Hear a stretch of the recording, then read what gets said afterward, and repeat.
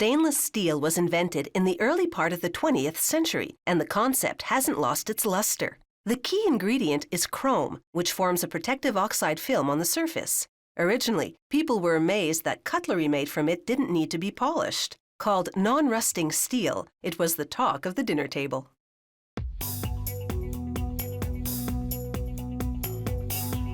Stainless steel can be made to look shiny and new, even when they start with scrap. They recycle old stainless steel to make new, giving trashed sinks, pots, and a whole lot of other things a new lease on life.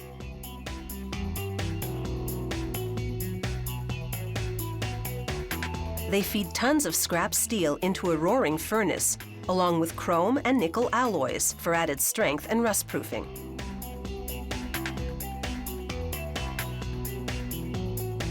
Enormous electrodes heat the mix to the melting point, and the show rivals a fireworks display.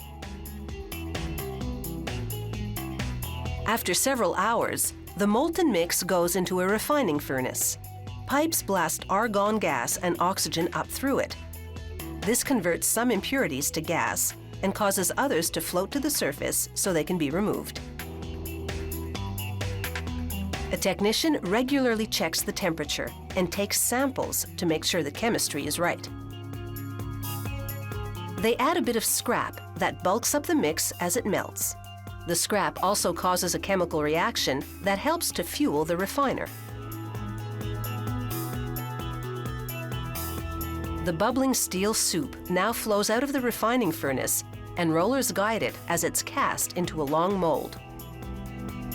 The result is a 70-meter-long ribbon of steel. Torches cut it into shorter chunks called slabs.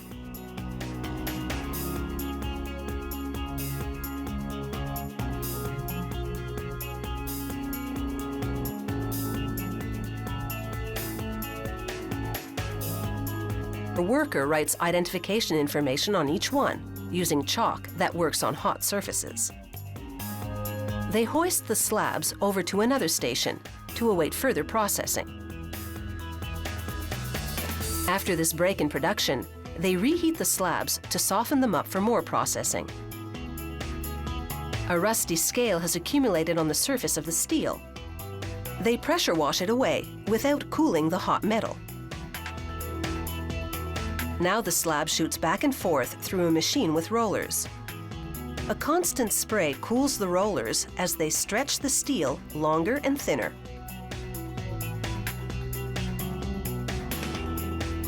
It's now over 600 meters long, the length of a couple of city blocks. They spray water on the stretched steel to cool it a little, but not too much, because it needs to be soft and flexible enough for coiling.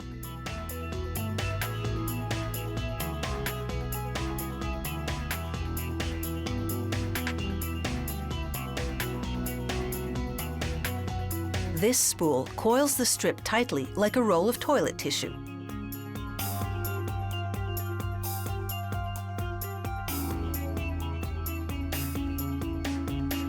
They then transfer the roll of steel to another station.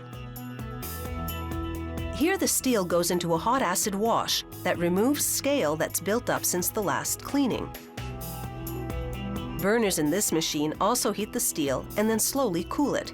This relieves stress in the metal, softening it for further processing.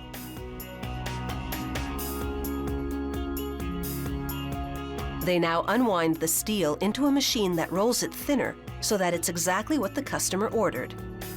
Rolling the metal when it's cold also causes it to harden and makes the surface pores close, so it shines.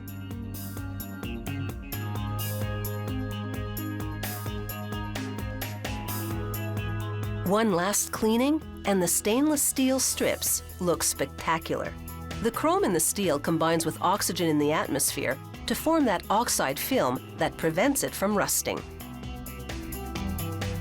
Finally, rotating knives trim the edges and slit the steel to various widths, again to meet customer specifications. This job is now done, and it's a brilliant finish indeed.